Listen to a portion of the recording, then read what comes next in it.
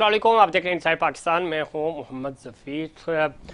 नाज़रीन, 2023 का आगाज़ हो चुका है और चैलेंजेस 2022 वाले ही हैं और बड़ा मुश्किल मरहला है पाकिस्तान के लिए और पाकिस्तान की इस वक्त हुकूमत और रियासत के लिए बड़े चैलेंजेस हैं। इन चैलेंजेस से कैसे नबरज़मा होना है और हल क्या हो सकता है, ये बड़ा इम्पोर्टेंट है और हुकूमत को, रियासत को अपनी एक वाज़ेह पॉलिसी इख्तियार करनी होगी।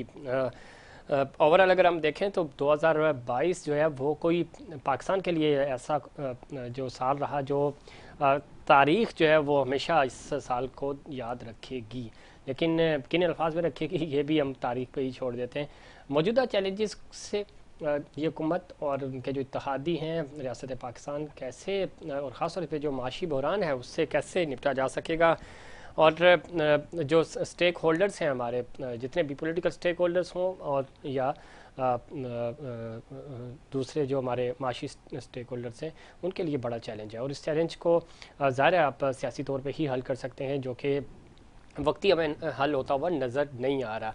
क्या वजह है और क्यों अभी भी जो पॉलिटिकल स्टेक होल्डर्स हैं वो भी इकट्ठे बैठने को तैयार नहीं है। और एक बड़ा चैलेंज है पंजाब में ज़ाहिर तहरीक अदम-ए-एतमाद और उससे जुड़े जो फैसले थे स्पीकर डिप्टी स्पीकर के हवाले से, उस पर बैकफुट पे आई है PDM, लेकिन एतमाद का वोट परवेज़ इलाही साहब ने लेना है। सबसे बड़ा सूबा है, अगर वहाँ कोई डिस्टर्बनेस होती है तो ज़ाहिर है उसका बराह रास्त इम्पैक्ट पड़ेगा वफाक के ऊपर। KP ज़ाहिर है बहुत बड़ा सूबा है वो भी हमारा, और वहाँ पे भी अगर इस तरह की सूरत हाल होती है तो वो भी एक डेंजरस होगी। पाकिस्तान तहरीक इंसाफ पहले ये कह चुकी है कि दोनों असम्बलियों से हम बाहर आएंगे और अब ज़ाहिर है फैसला कुन मरहला आने वाला है।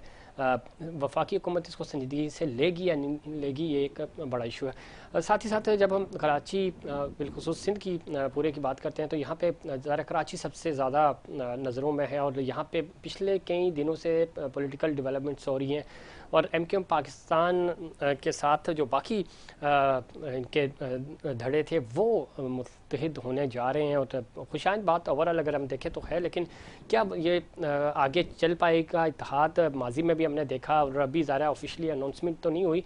PSP की अगर हम बात करें, MQM पाकिस्तान की बात करें, दोनों तरफ से कल बड़ा मसरूफ़ दिन रहा, वर्कर्स इजलास भी हुए और बड़े फ़ैसले भी किए गए। एतमाद कारकुनान का है, लेकिन जो ख़बरें हैं वो कोई इतनी अच्छी नहीं है। दोनों तरफ अभी भी तहफ़्फ़ुज़ात हैं, लेकिन लीडरशिप जो पैगाम दे रही है वो बिल्कुल डिफरेंट है। साथ ही साथ MQM ने चूँकि कराची की हल्काबंदियों के हवाले से और जो उनकी मरदमशुमारी पे तहफ़्फ़ुज़ात थे उस वाले से अपने तहफ़्फ़ुज़ात का इजहार किया, जो कि पाकिस्तान तहरीक इंसाफ का की जब वो इत्तेहादी थी तब भी उन्होंने ये चीज़ें रखी थी सामने, लेकिन अब उन्होंने प्रेशर डाला और उसका नतीजा ये है कि इस वक्त बिलावल हाउस जो है वो एक्टिव हुआ, वफाकी हुकूमत एक्टिव हुई, उनकी मुलाकातें हो रही हैं और देखना यह है कि संजीदगी से कराची के इश्यूज़ को लिया जाएगा या नहीं।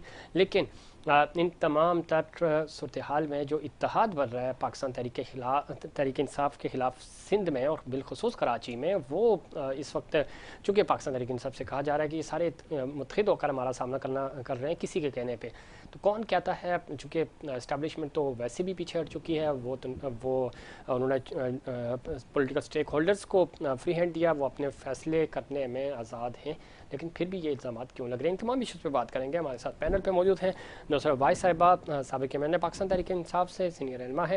नौसर भाई साहिबा खुशआमदीद कहते हैं आपको शो में। जी शुक्रिया भाई। साजिद अहमद हमारे साथ मौजूद होंगे, सीनियर रहनुमा हैं, साबिक़ एमएनए हैं, MQM पाकिस्तान की नुमाइंदगी करेंगे। साहब आपको भी खुशआमदीद कहते हैं।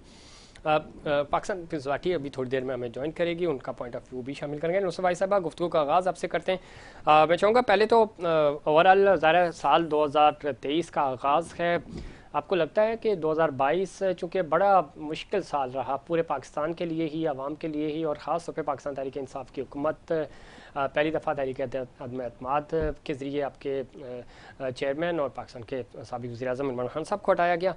किस तरह देखती हैं? कुछ सियासी तौर पे बेहतरी नज़र आ रही है आपको 2023 में, और जो सियासी स्टेक होल्डर्स हैं उनके रवैयों में, हुकूमत के रवैयों में कोई तब्दीली नज़र आ रही है आपको? बिस्मिल्लाहिर्रहमानिर्रहीम, बहुत शुक्रिया ज़बीर अपने प्रोग्राम में लेने का। देखिए मैं आपको बताऊं, ज़िंदगी 22 मेरे ख्याल में कहीं भी ठीक नहीं था। पूरी दुनिया में बहुत ज़्यादा आफ्टर कोरोना इफेक्ट्स थे, जिसकी वजह से बहुत ज़्यादा हर तरह से लोगों को परेशानी का सामना रहा। सबसे बड़ी चीज इकोनॉमी थी। इकोनॉमी में जिस तरह हर मुल्क नीचे गया है, जिस तरह अमेरिका -13% चला गया था, इंडिया -6 था, हम तो फिर भी 1 थे, आस्ता आस्ता करके 6 पे आ गए थे।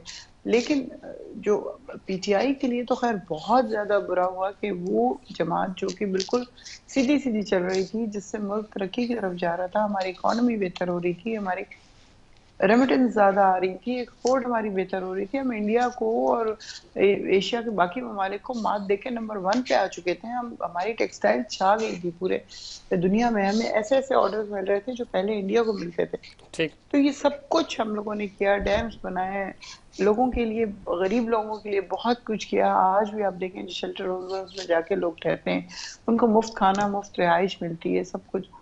तो ये ऐसे ही नहीं हो रहा था, एक आदमी के अंदर एक जज्बा था कि मैं अपने लोगों के लिए वो कुछ करूं जो इन लोगों को कभी नहीं मिला। ठीक है। फिर तालीम को जिस तरह किया है, इस्लाम लेके आए बीच में कि फर्स्ट सेकंड थर्ड फोर्थ में उनको इस्लामिक किताबें पढ़ाई जाएं, वो सब किया जाए, फिर आगे आखिर में 9th 10th 11th 12th Quran शरीफ बामाने पढ़ाया जाए।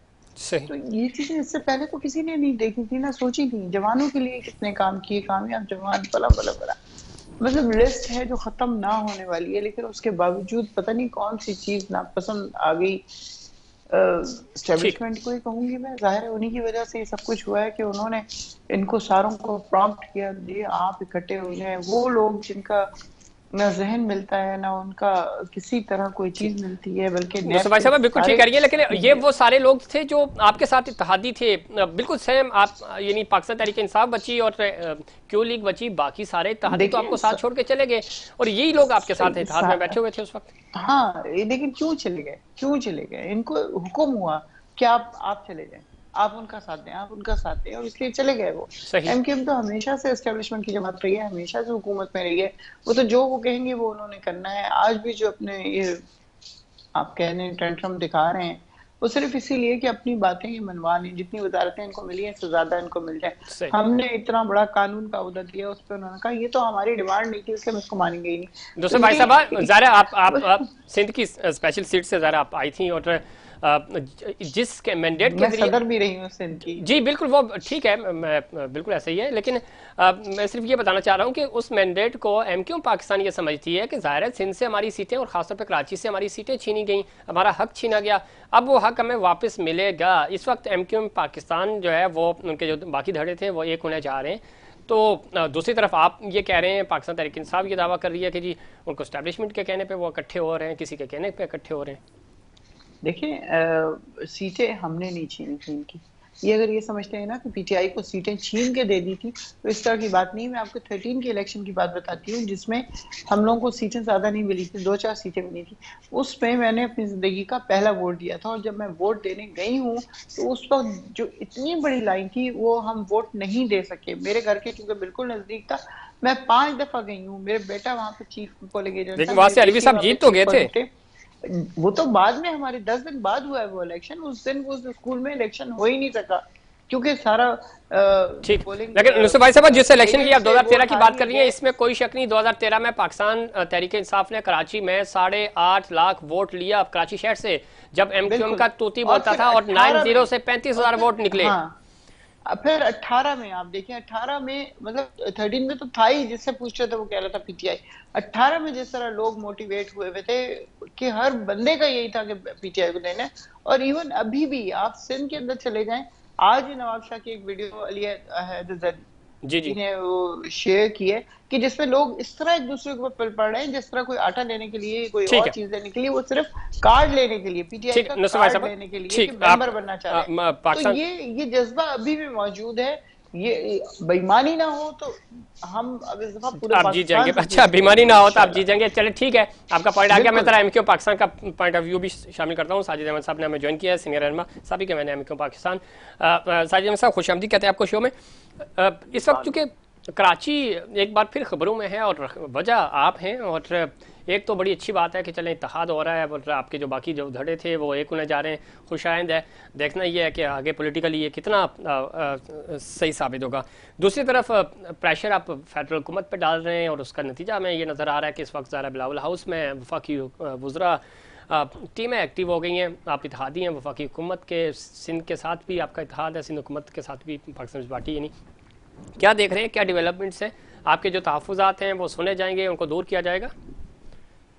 बिस्मिल्लाहिर्रहमानिर्रहीम, अस्सलाम वालेकुम।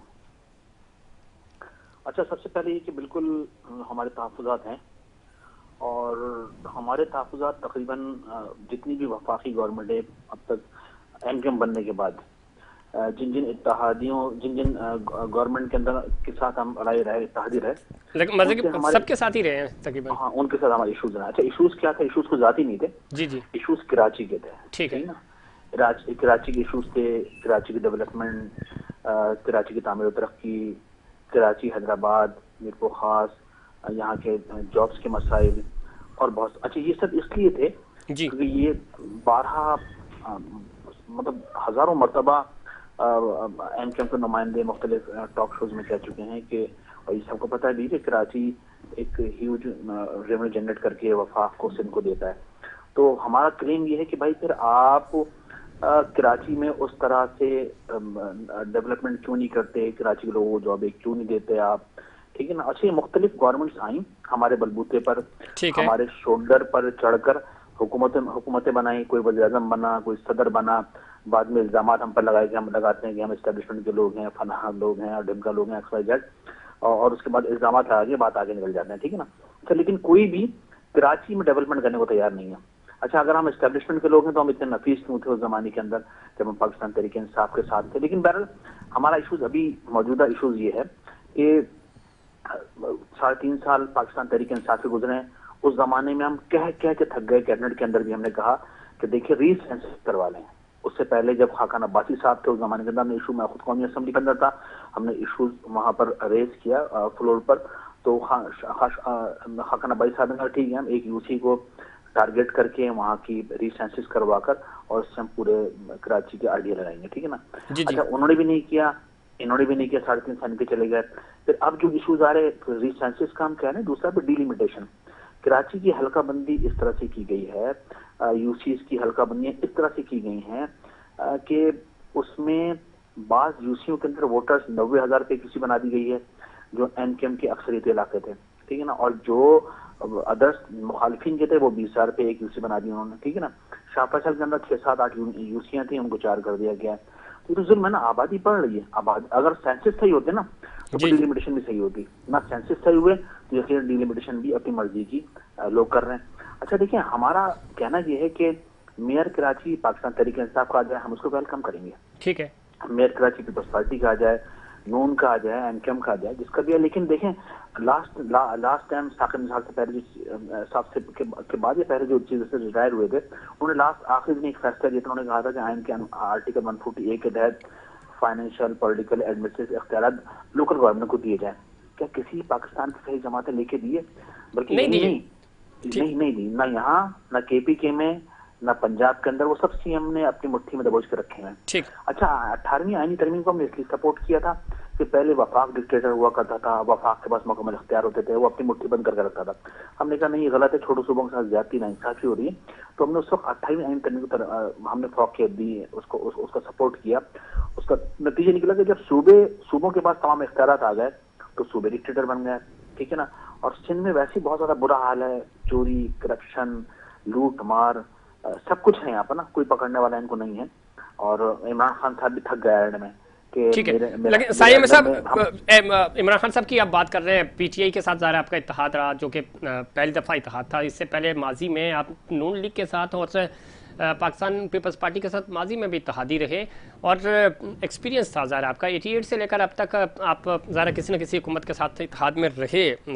तो आपको नहीं लगता पाकिस्तान पीपल्स पार्टी जिसके खिलाफ आपकी जद्दोजहद है और जिनको आप समझते हैं कि जिन्होंने आपके बुनियादी हकूक़ पे डाका डाला, तो वो आपको कैसे आपके राइट्स देंगे या इस शहर को राइट्स देंगे? हमें बहुत ज्यादा उम्मीद, हमें जो पाकिस्तान तहरीक इंसाफ का एमकेएम ने साथ दिया था, हमें बहुत उम्मीद थी और उम्मीद जीत के कड़ा एहतसाब पाकिस्तान के अंदर होगा और एहतसाब भी हमारा सख्त होगा। पाकिस्तान तहरीक इंसाफ भी मेरिट पे फैसले करेगी। कराची को तमाम कराची ने 2018 के अंदर जैसे तैसे भी इनके MNS जीते, 14 MNS, तो उन्हीं के तवज्जो से कराची में बहुत ज्यादा काम हो जाए। सदर पाकिस्तान कराची से ताल्लुक था, 2-3 वफाकी वज़रा कराची के, गवर्नर कराची के थे, लेकिन कराची में डेवलपमेंट लाने में वफाक से पीटीआई भी नाकाम हो गई थी। अच्छा, एंड में कोई यार चीज आ जाती थी, कहना था कि 28 करने के बाद हमारे हाथ पांव बन गए। ठीक है, इन कानून के अंदर अमेंडमेंट होती है, लॉज को चेंज किया जाता है, सब कुछ हो सकता है, डायरेक्ट वफाक फंडिंग भी कर सकता है, ऐसा नहीं है, लेकिन तहरीक इंसाफ ने भी मतलब ले तो लाल से काम लिया और जिसके नतीजे में कराची ने सफर किया। ठीक है, लेकिन इसमें साहिब साहब एक चीज मैं और ऐड कर दूं, फिर मैं नुसरत वाहिद साहब की को भी गुफ्तगू में शामिल करूंगा। 450 छोटे प्रोजेक्ट्स, कोई मेगा प्रोजेक्ट्स की बात नहीं कर रहा, छोटे प्रोजेक्ट्स जो डेडिकेटेड थे कराची के लिए, वफाकी हुकूमत ने, ज़ाहिर उस वक्त पाकिस्तान तहरीक इंसाफ की हुकूमत थी, तो इन्होंने वो जो छोटे छोटे प्रोजेक्ट्स हैं, ज़ाहिर वो डिस्ट्रिक्ट लेवल पे, यूनियन काउंसिल लेवल पे, तो वो जो प्रोजेक्ट्स है वो चीफ सेक्रेटरी की ज़्यादा मंजूरी चाहिए होती है। जिस तरह आप खुद बता रहे थे 18वीं तरमीम के बाद सूबे बाख्तियार हो गए, लेकिन ज़्यादा वफाक के पास कुछ राइट्स हैं, उसके ज़रिए उन्होंने कोशिश की कि कराची को छोटे प्रोजेक्ट्स दिए जाएँ और अपने अपने हलकों में जो आपके मैनेज थे वो और जो PTI के लोग थे वो काम करा सकें। 450 ऐसे प्रोजेक्ट्स हैं जिससे बहुत सारा सहारा मिल सकता था कराची वालों को, तो उस पर चीफ सेक्रेटरी सिंध ने साइन नहीं किए, क्योंकि वो पॉलिटिकली ज़ाहिर उसका फ़ायदा आपकी इत्तेहादी हुकूमत उस वक्त की यानी PTI को जाना था, आप लोगों को जाना था। तो ये तो पाकिस्तान पीपल्स पार्टी की संजीदगी का लेवल है कराची को लेकर, तो आप क्या उम्मीद कर रहे हैं? और माजी में आप खुद दावा कर चुके हैं, आपने क्या कुछ नहीं सिंध असेंबली के अंदर इनके होते हुए देखा? जी जी, मैं आपको बताऊँ। एक तो देखिए, नंबर 1 ये कि आपको याद होगा हैदराबाद यूनिवर्सिटी का इश्यूज आए थे। जी जी बिल्कुल, नवाज शरीफ साहब उसकी ओपनिंग वहाँ खुद आए थे हैदराबाद, उस जमाने के अंदर हैदराबाद आए, उन्होंने वहाँ की ओपनिंग की, यूनिवर्सिटी मतलब ओपनिंग करके चले गए, बाद में हुआ नहीं उसका काम ना। जी जी। उसके बाद इमरान खान साहब ने PM हाउस के अंदर इस्लामाबाद के अंदर ओपनिंग दोबारा की, बिल्कुल ऐसे ही, ठीक है ना, काम स्टार्ट नहीं हुआ, लेकिन अभी उसके लिए जगह मुख्तस हमने करवा ली है और उसका काम भी इंशाल्लाह स्टार्ट होने जा रहा है, ठीक है ना, हैदराबाद यूनिवर्सिटी का। तो वफाक उस वक्त वज़ीर तालीम, वफाकी वज़ीर तालीम थे और वफाक के हाथ में वफाकी यूनिवर्सिटी बना सकते हैं, कोई मैटर नहीं है, उसमें कोई इशू ऐसा नहीं आ रहा था, लेकिन वो भी इमरान खान साहब ने काम नहीं किया, ठीक है ना। अच्छा, इनसे कोई जाती हमारे इख्तलाफात पाकिस्तान तरीके इंसाफ से हरगिज नहीं है, न थे न है। जो कुछ भी जो इख्तलाफात थे वो शहर के, मैं साहब मैं यही तो अर्ज कर रहा हूँ कि उस वक्त की अंडरस्टैंडिंग ज़ाहिर सूबाई हुकूमत के साथ PTI की अंडरस्टैंडिंग अच्छी नहीं थी, ज़ाहिर मुखालिफ जमातें थी, तो इसलिए वो चीज़ें हो नहीं पा रही थी, यही तो मैं आपसे कह रहा हूँ। और आप अभी ज़ाहिर PPP के साथ आपका इत्तेहाद है, आपने एग्रीमेंट किया है PP के साथ, और ये ट्राइका है 3 जमातों का, यानी PDM तो है ही है, आप नून लीग और पाकिस्तान पीपल्स पार्टी, तो जाहिर है उसकी को बुनियाद बना के आपको उन्होंने फैसिलिटेट करना, नहीं तो हुकूमत गिर जाएगी उनकी। मैं 1-2 बातें आपको बताऊं। एक तो नंबर 1 ये कि देखें, पीपल्स पार्टी से हमारा मुतहद है, हमारा वफाक से इत्तेहाद है, नहीं तो उसमें पाकिस्तान पार्टी तो दूसरी जमात के तौर पे है ना, उसमें नहीं सिग्नेचरी है उसके अंदर। अच्छा, उसके अंदर सिग्नेचरी है बिल्कुल, जो हमने एग्रीमेंट किया है उसमें मौलाना फजल रहमान भी है, बलूचिस्तान की बावफरन पार्टी के भी हैं, नून लीग भी, सब लोगों ने उस पर सिग्नेचरी है सारे ना। लेकिन जो हमारा मुआहदा डायरेक्ट वफाक से है। अच्छा, अगर सिंध से होता है, पीपल्स पार्टी से मुआहदा होता तो यकीन पीपल्स पार्टी हमें वजारतें देने के तैयार है, हमने नहीं ली, ठीक है ना। वो इसलिए कि हमसे सियासी नजरियाती इनसे इख्तलाफात हैं, हमने कहा आप प्रूफ करें, आप कुछ करके दिखाएं तो इश्यूज कोई नहीं, आप बस काम करें, हमें कुछ नहीं चाहिए आपसे। ठीक, तो फिर आप काम तो नहीं हुआ 8 महीनों में। आप मेयर को बाख्तियार करें, आप लोकल गवर्नमेंट को बाख्तियार करें, ठीक है ना, आप डेवलपमेंट के काम इधर कराएं। लेकिन साहब 8 महीने ये बता रहे कि काम नहीं हुआ कराची का, बल्कि खंडर बन गया मजीद, जो था कुछ वो भी खत्म हो गया। अच्छा देखिए, अब चॉइस है क्या, चॉइस क्या है, आप बता दें मुझे। नहीं, हम क्या बताएं, जिम्मेदार आप हैं, हम तो आपसे पूछेंगे ना, आपने आवाम, हम भी बता रहे हैं ना, हम भी बता रहे हैं। देखिए, चॉइस ये कि मिसाल के तौर पर अगर वफाकी गवर्नमेंट नहीं सुन रही थी, हमारी सिंध गवर्नमेंट नहीं सुन रही थी, मिसाल के तौर पर जाली डोमिसाइल के हवाले से सिंध गवर्नमेंट ने जाली डोमिसाइल की बुनियाद पर यहाँ तकरीबन 14 साल के अंदर 2.25 लाख 1.5 लाख लोगों को जॉबें दी, ठीक है ना, मुकामी लोग नहीं थे। हम सुप्रीम कोर्ट गए, हम सिंध हाई कोर्ट गए, आइन के आर्टिकल 140A के इख्तियार के लिए 4 साल मेयर कराची वसीम अख्तर रहे, कोशिश करते रहे, सुप्रीम कोर्ट में पटिशन लगे, उसकी बुनियाद पर वो फैसला आया, ठीक है ना। फिर डीलिमिटेशन हुई, उस हवाले से हमने, मैं आता हूँ, ठीक साहब, मैं आता हूँ जरा, मैं नुसरत वाहिद साहब आपको का पॉइंट ले लूँ, फिर मैं आता हूँ, इससे फिर पाकिस्तान पीपल्स पार्टी का पॉइंट ऑफ व्यू भी लेंगे कि वो आप ज़ाहिर तहफ़्फ़ुज़ात आपके उनके साथ हैं, इश्यूज उन्होंने ही हल करने। नुसरत वाहिद साहब, साजिद साहब कह रहे हैं कि आपके साथ एक्सपीरियंस अच्छा नहीं रहा, जो भी इत्तेहाद रहा। दूसरा ये कि आपने कराची के लिए कोई विल पावर शो नहीं की, कराची से आपको मैंडेट मिला, जो भी मैंडेट मिला, जैसा भी मिला, ज़ाहिर उन्होंने ऑन किया और आपके साथ इत्तेहादी बने। क्या वजह बनी, फिर काम क्यों नहीं हो सके? देखिए, जो खान साहब ने हुकूमत संभाली थी, हमें पता है कि बहुत मुश्किल हालात थे, आपको भी पता है इस बात का। उसके फौरन बाद कोरोना आ गया। जब हम थोड़ा सा संभलने लगे थे तो कोरोना आ गया। कोरोना ने पूरी दुनिया को ऊपर से नीचे कर दिया। उसमें पाकिस्तान तो इस तरह है कि क्या पिद्दी और क्या पिद्दी का शोरबा, कि उन्होंने इतने छोटे से मुल्क के ऊपर जो आफात आई हैं, और ऊपर से उनको पता नहीं क्या क्या कुछ और करना था कि एक चीज खत्म नहीं होती तो दूसरी हो जाती। लेकिन उस कोरोना के बावजूद जिस तरह की परफॉर्मेंस दी गई है, वो मेरे ख्याल में पाकिस्तान में कह रही पूरी दुनिया में शायद दूसरे तीसरे नंबर पे है कि डेथ से भी बचे, बीमारी से भी बचे, और रोजगार भी लोगों को मिलता रहा। ऐसा नहीं हुआ कि टोटल लॉकडाउन कर दिया चाइना की तरह या इंडिया की तरह, कि आधे लोग रास्ते में ही मर गए जाते जाते घर। तो बहुत एम्पैथेटिकली इस चीज को डील किया गया कि एक देखा जाए कि क्या गरीब आदमी को घर बंद किया जा सकता है, अगर किया जा सकता है तो उसके क्या नतीजे होंगे। ठीक। तो ये सब कुछ था उसमें, खान साहब की कंसिडरेशन में, कि वो उसमें वो चाहते थे कि कराची को भी टाइम दें, उसके लिए भी करें। आपने देखा ग्रीन बसेस चली जी शायद जी। हमारे जमाने में, बल्कि खुद ही आए थे खान साहब, उसका इफ्तिताह किया था उन्होंने।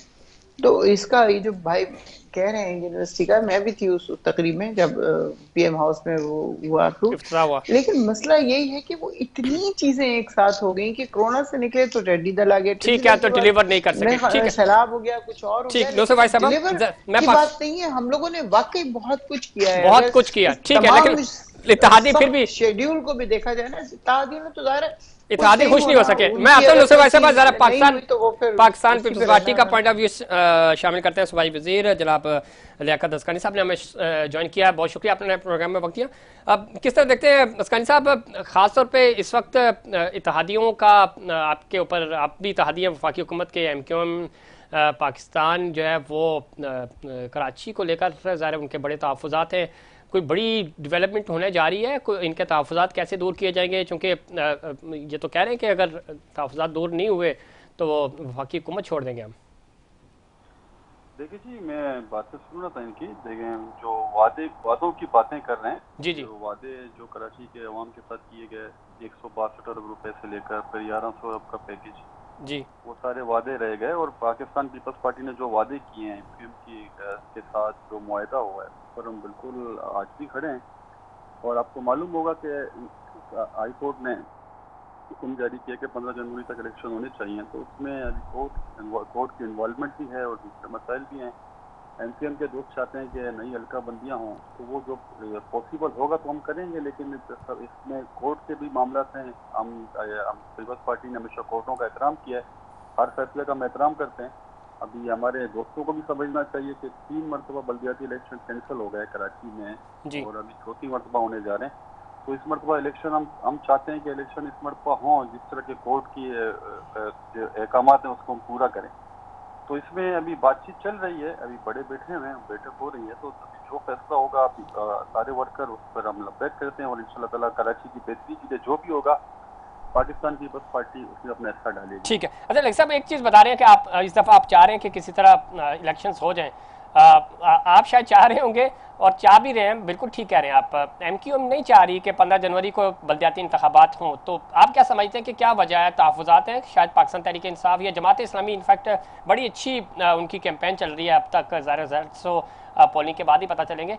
तो इश्यूज़ क्या आ रहे हैं? क्यों मैंडेट जो है वो ज़ाहिर बाकी जो सिंध के अजला हैं वहाँ पे तो इलेक्शंस हो गए, अब हैदराबाद डिवीज़न और कराची डिवीज़न बाकी है।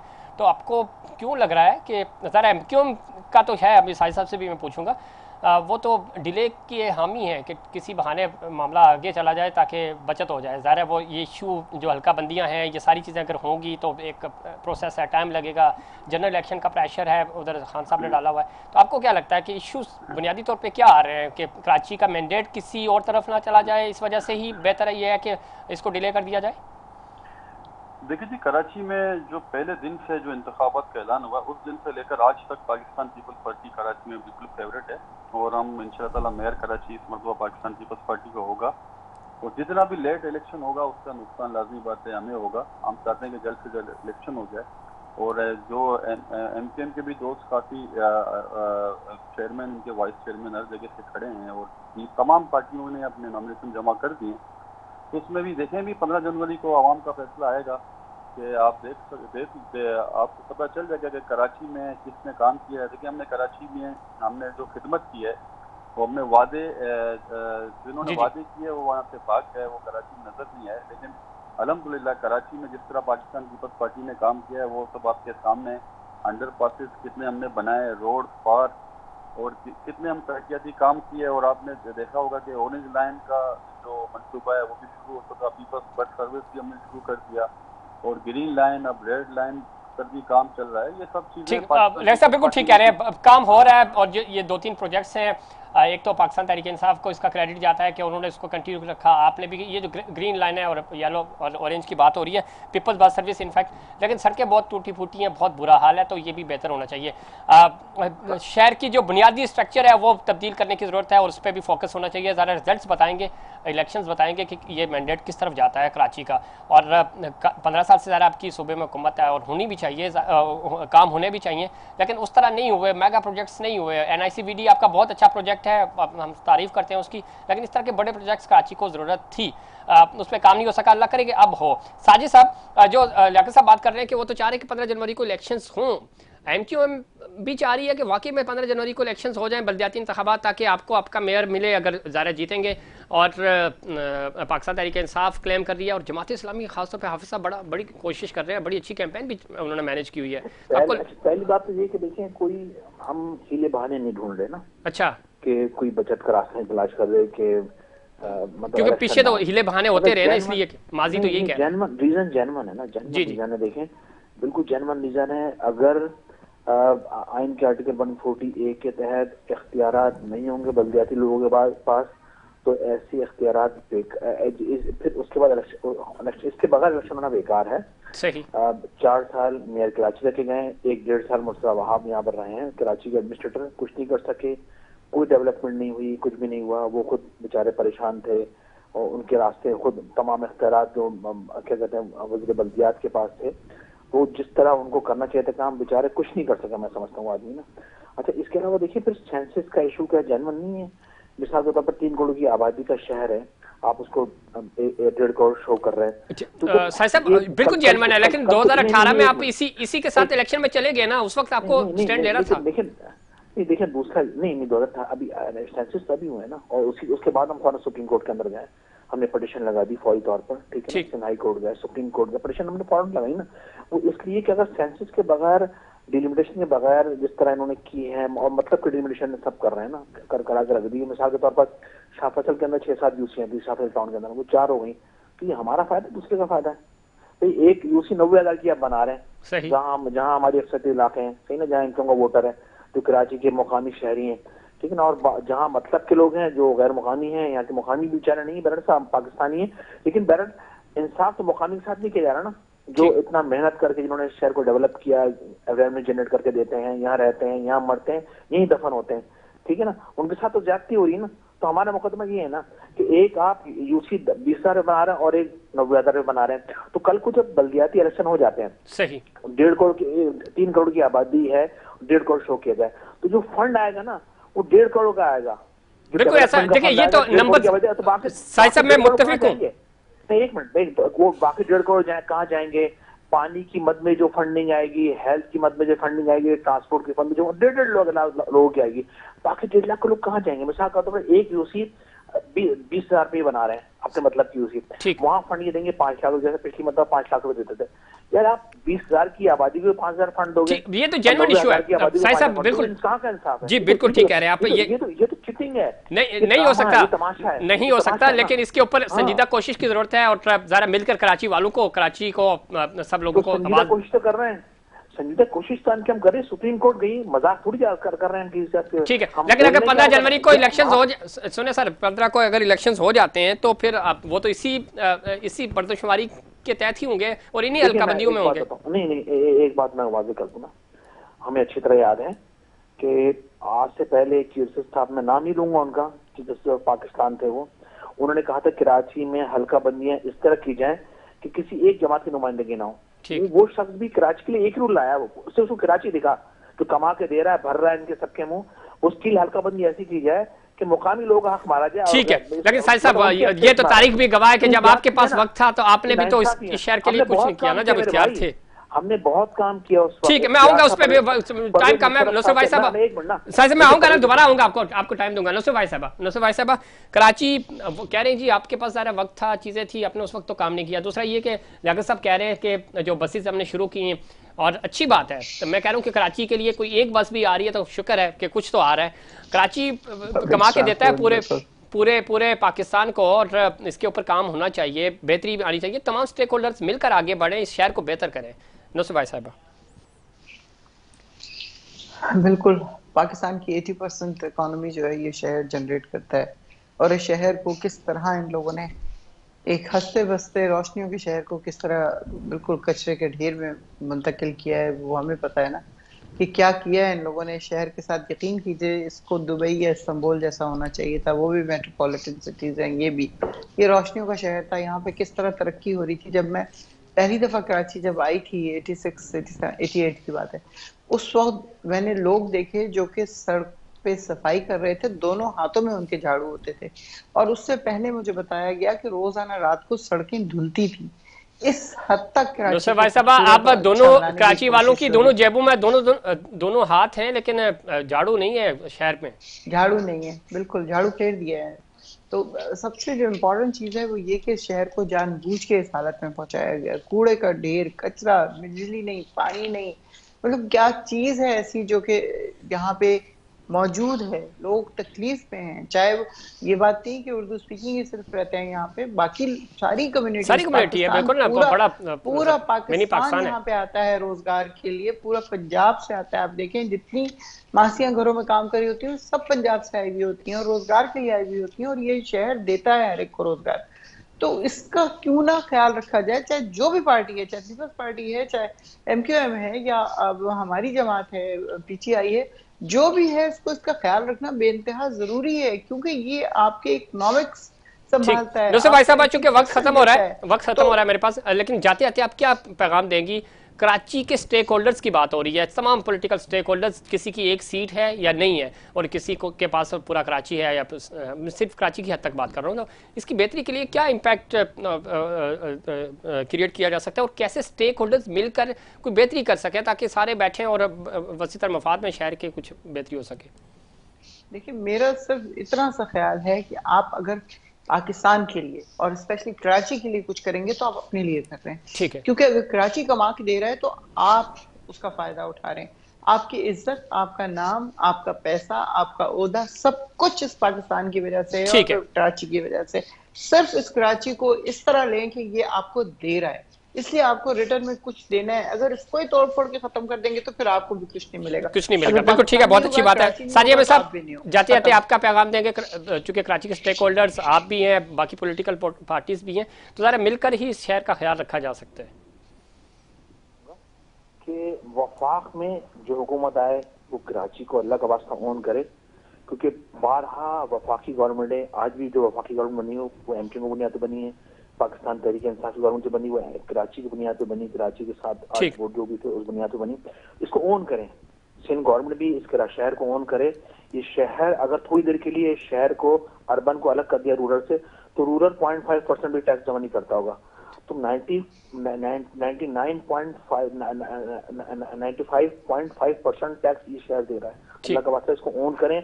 पंजाब को जो भी CM आए इसको ऑन किया है। पंजाब आप ताबड़ी तरक्की काम देखें, जो आ रहा है फरोज राही साहब उन्होंने काम तो किया, पाकिस्तान पीपल्स पार्टी ने ऑन नहीं किया इसको। मतलब शहर ये पाकिस्तान हम यही इनसे ऑब्जेक्शन, हमने इनका 12 साथ दिया, बहुत बुरे हालात है, मुश्किल हालात में साथ दिए। एक वक्त जरदारी साहब का नाम अनाउंस किया गया MQM से, MQ जाने से कि पाकिस्तान जरदारी साहब को होना चाहिए, लेकिन उसके बावजूद भी हम समझते कि पीपल्स पार्टी ने हमेशा दगा किया और पीठ पे चढ़ा हुआ था हमारी। ठीक, लियाकत अस्करी साहब गुफ्तगू सुन रहे थे, MQM को आज भी शिकवा है, वो कह रहे हैं कि हमने हमेशा आप पे ट्रस्ट किया लेकिन दगा किया आपने। शहर की बेहतरी के लिए कैसे काम किया जा सकता है? आप ज़ाहिर सूबे के बड़े हैं, आपने सबको एक प्लेटफॉर्म पे जमा करना ताकि शहर बेहतर हो सके, तरक्की कर सके, आगे बढ़ सके। अल्टीमेटली इसका फ़ायदा पूरे सूबा सिंध को है और पाकिस्तान को है।